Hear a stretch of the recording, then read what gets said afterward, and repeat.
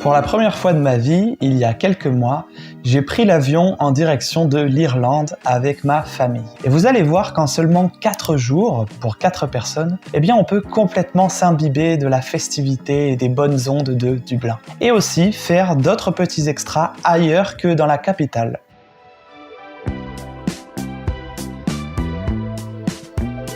Le premier jour, nous sommes arrivés dans un Airbnb situé dans le quartier de Temple Bar. C'est un quartier très touristique, très accueillant, avec une magnifique ambiance. Coucou, petits yeux, presque le réveil.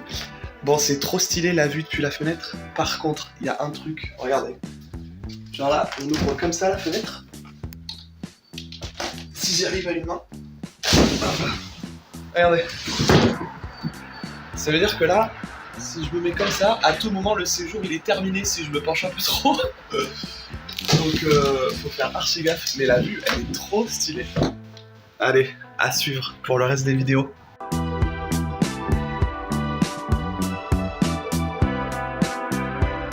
Le truc pour appuyer, pour avoir le feu vert, il fait des bruits de pistolet laser.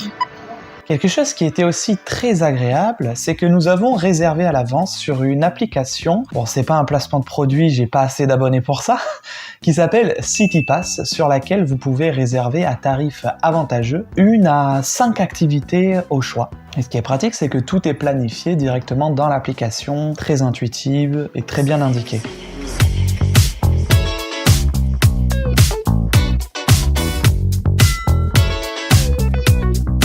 Même levé mon frère et moi à 11h du mat, eh bien on a pu profiter de magnifiques vues d'anciennes architectures dans les rues de Dublin, avec plein de monuments, plein de belles choses à voir rien que dans la ville.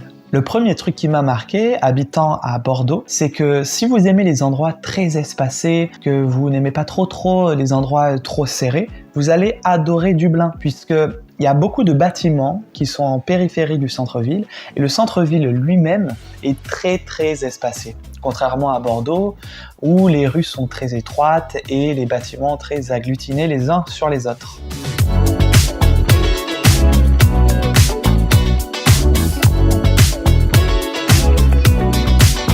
Une des 3 activités du CityPass que nous avons choisi, eh bien c'est la distillerie.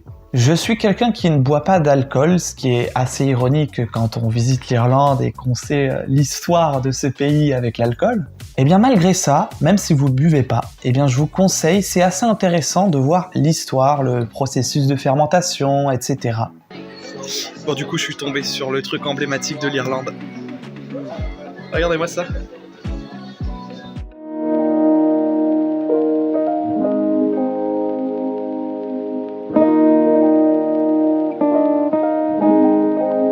Vous pourrez faire comme nous et complémenter tout cela avec un petit restaurant où les prix sont assez abordables. À titre de comparaison, j'avais fait avec mon frère quelques mois auparavant Londres, et là les prix n'étaient pas les mêmes. On pouvait trouver des menus à 25 livres, ce qui est relativement cher, tandis que là, à Dublin, donc une capitale en plus, eh bien pour 18 €, on avait une belle assiette de fish and chips, ou alors de burgers fait maison, accompagnés d'une bonne petite bière, ou pour ma part, d'une limonade. Et l'assiette était vachement pleine. Hein. Après le restaurant, on a voulu se rendre au Phoenix Park, qui est un des plus grands parcs urbains d'Europe. Je vous conseille ici de ne pas prendre les transports en commun, exceptionnellement pour cette fois-ci, et d'opter pour un taxi. Pour seulement 15 €, on a pu se rendre au parc depuis Dublin.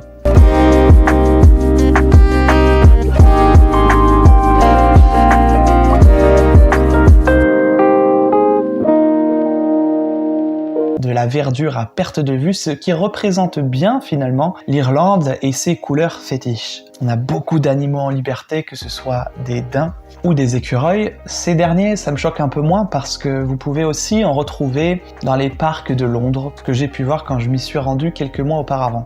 Mais c'est toujours super plaisant parce qu'ils se laissent facilement approcher, ils craignent pas les humains.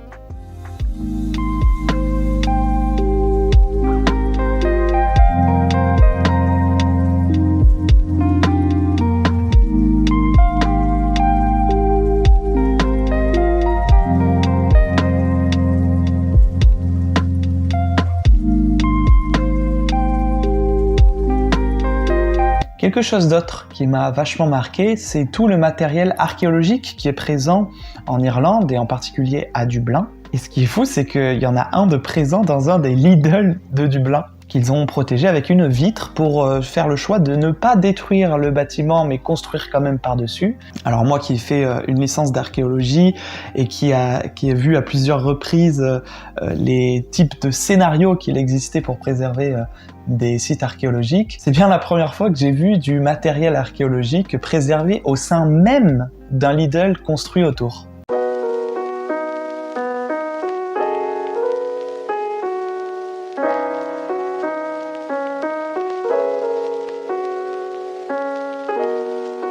Une fois rentré du Phoenix Park, on a pu se balader dans quelques petites rues, mais il fallait veiller à pas trop se coucher tard car le lendemain, on allait avoir une sacrée balade.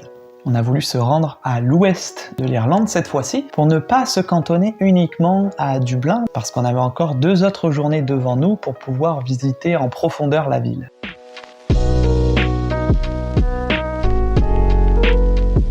Les falaises de Moher. Une vue imprenable. Seul hic, nous y sommes allés quand il y avait du brouillard. Bon, malgré ça, c'était quand même fabuleux, très bonne ambiance, très convivial avec beaucoup de familles. Et on a pu faire un arrêt surprise.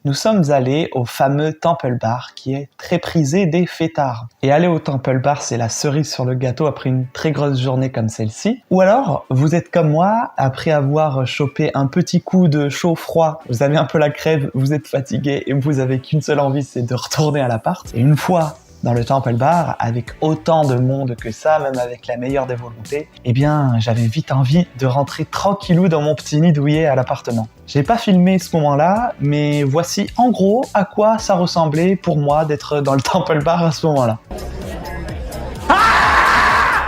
Bref, après ça, on a eu le temps de faire quelques courses et les prix sont très abordables au niveau de l'alimentaire. C'était assez agréable de pouvoir se prendre des petits plats locaux, que ce soit de la viande vraiment de la région, du pain qui a pas le même goût, ça semble un peu anodin mais voilà. Ah oui, quelque chose d'important à noter, c'est que dans le Airbnb, il y avait une théière, mais pas de cafetière, parce que la boisson locale là-bas, eh bien c'est plus le thé que le café. Et autre chose aussi, si vous aimez bien vos petites habitudes au petit déjeuner, il faut savoir s'adapter en vacances, mais là, il n'y avait pas de jus d'orange par exemple. Le samedi matin, nous sommes allés visiter The Church. Oui, vous voyez bien ce que vous voyez. C'est une église qui a été réaménagée et qui est devenue un bar. On peut le visiter en libre accès à partir du moment où vous avez pris une petite consommation. Vous pourrez ensuite visiter l'étage supérieur ou continuer dans le rez-de-chaussée.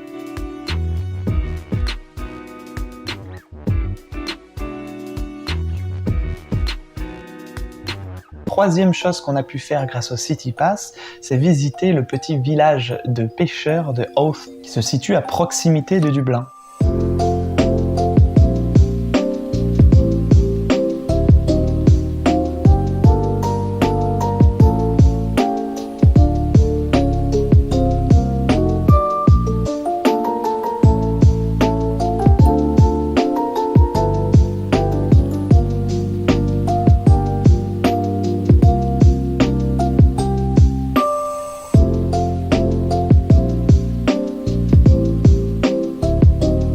Une activité qui saura satisfaire les petits comme les grands, et en particulier si vous y allez en famille, vous allez adorer. C'est très pittoresque et très mignon, surtout que la visite se déroule dans un bus à double étage, et une fois arrivé à Out, si vous avez de la chance, eh bien vous allez pouvoir observer des phoques, ce qui était assez agréable et mignon à la fois.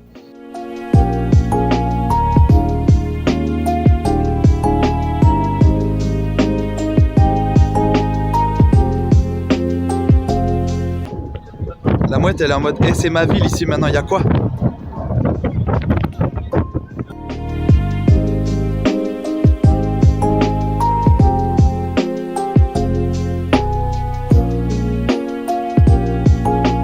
Cette fois-ci, contrairement à la veille, on a eu la chance d'avoir un ciel dégagé, une vue magnifique, de l'eau à perte de vue, des petits bateaux, plein de petites baraques à frites, avec à la fois des petits cafés, des petits salons de thé, des restaurants qui étaient spécialisés dans le fish and chips à emporter, très agréable à noter si vous voulez vous faire un petit pique-nique à ce moment-là.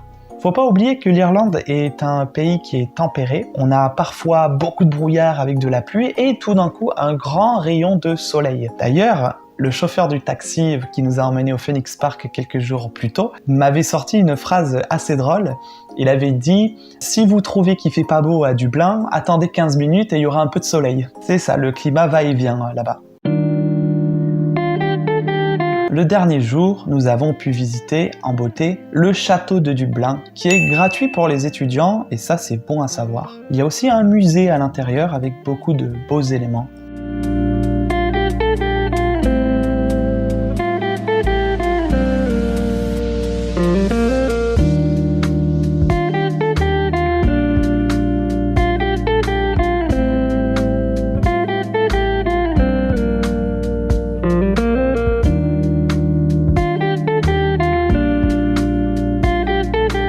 Si vous avez aimé la vidéo, vous avez des conseils ou même des questions par rapport au CityPass, par rapport à d'autres quelconques renseignements, eh bien je vous laisse le faire en commentaire. Je vous dis à plus dans une prochaine.